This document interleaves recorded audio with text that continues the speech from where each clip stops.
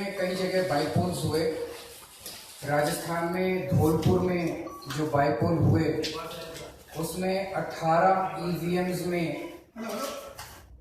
चुनाव आयोग के मुताबिक गड़बड़ियां पाई गई हैं। इन 18 ईवीएम में किसी का भी बटन दबाओ वोट बीजेपी को जा रहा था।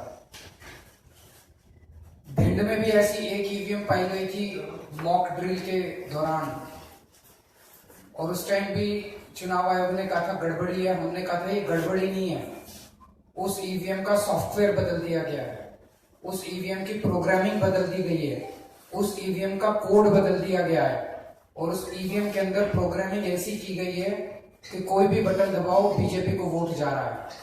तो ईवीएम के साथ छेड़खानी की गई है, ईवीएम गड़बड़ नहीं है। कल धौलपुर में 18 ऐसी मशीनें मिली हैं जिसके अंदर बटन किसी का भी दबाओ वोट बीजेपी को जा रहा है। इसका मतलब इन 18 मशीनों का सॉफ्टवेयर बदला गया, इनका कोड बदला गया, इनकी प्रोग्रामिंग बदली गई। ये किसने कोड बदला, किसने प्रोग्रामिंग बदली, कब बदली, कहां बदली, किसकी सहमति से बदली, इसकी जांच करने के लिए चुनाव आयोग बिल्कुल तैयार नहीं है। अब तो ये शक होने लगा है कि ये चुनाव आयोग के इशारों पे तो नहीं हो रहा है। भिंड के अंदर मध्य प्रदेश के कई सीनियर पत्रकारों की मौजूदगी के अंदर उस इलेक्ट्रॉनिक वोटिंग मशीन के अंदर गड़बड़ पाई गई। 3 बटन दबाए गए, बसपा के, कांग्रेस के, भाजपा के, और तीनों बटनों के ऊपर जो वीवीपैट से पर्ची निकली वो कमल की पर्ची निकली। इतने लोगों की मौजूदगी के अंदर सबूत के साथ ईवीएम की गड़बड़ी मिली, और चुनाव आयोग ने 3 दिन के बाद ईवीएम को क्लीन चिट दे दी कि ईवीएम में कोई गड़बड़ी नहीं पाई गई, ईवीएम ठीक है। कल 18 मशीनें, एक विधानसभा का बस बाईपोल था धौलपुर का, एक विधानसभा में ऑन एन एवरेज 200 के करीब बूथ होते हैं। 200 में से 18 मशीनें गड़बड़, यानी कि लगभग 10% मशीनों की गड़बड़ वो तो मिल गई। बाकी 180 मशीनों पे गड़बड़ थी कि नहीं थी ये पता ही नहीं है। तो क्या चुनाव करा रहे हैं ये लोग, और जांच करने के लिए तैयार नहीं है। मैं खुद मिला पूरे चुनाव आयोग से, हमने कहा भाई मशीन में क्या कोड डाला गया ये पता तो करो, मशीन में क्या टेक्निकल प्रॉब्लम थी। मैं भी इंजीनियर हूं, मैं भी आईआईटी से पढ़ा हुआ हूं। आप कहते हो गड़बड़ी है, ये गड़बड़ी कैसे हो सकती है? अगर गड़बड़ी होती तो एक मशीन कांग्रेस को वोट डाल रही होती, एक मशीन बीजेपी को वोट डाल रही होती, कोई मशीन आम आदमी पार्टी को, तो ये उसको गड़बड़ी कहते हैं।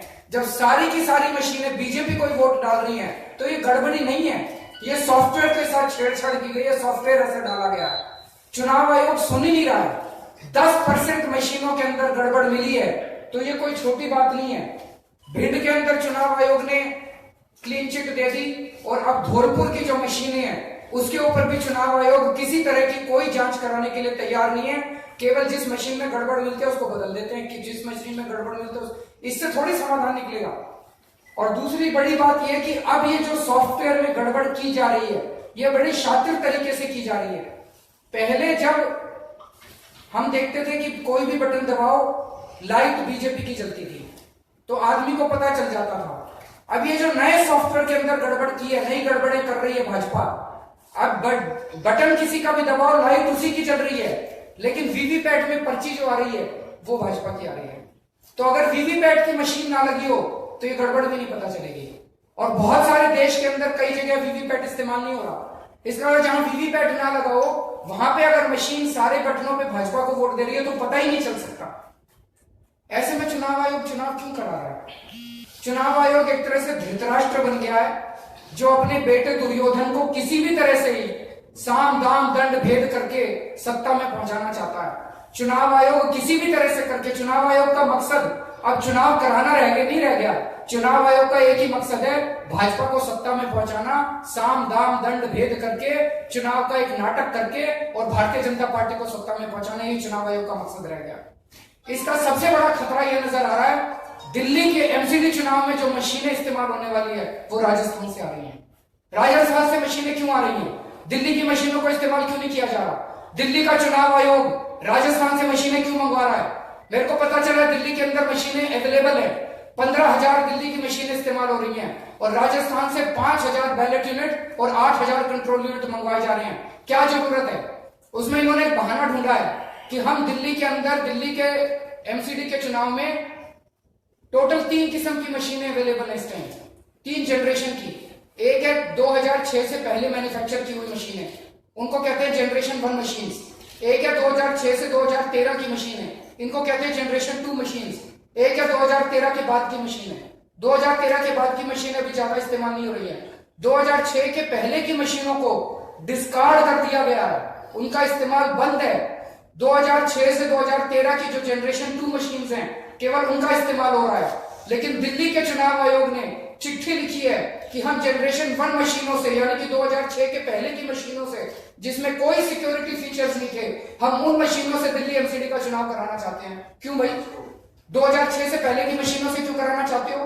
2006 से बाद की मशीनें जो जनरेशन 2 मशीन है वो दिल्ली में अवेलेबल हैं, उनको नकार के, बहाना मार के 2006 से पहले की मशीनें मंगवा रहे हैं और वहां से राजस्थान से मशीनें आ रही हैं।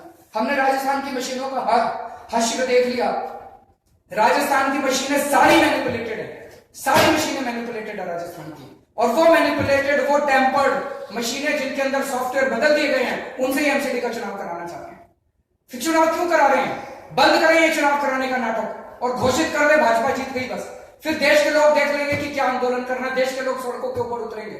लेकिन ये जो जनतंत्र के साथ खिलवाड़ कर रहा है चुनाव आयोग, ये जो जनतंत्र के साथ खिलवाड़ कर रही है भारतीय जनता पार्टी, इसको इस देश की जनता बर्दाश्त नहीं करने वाली है।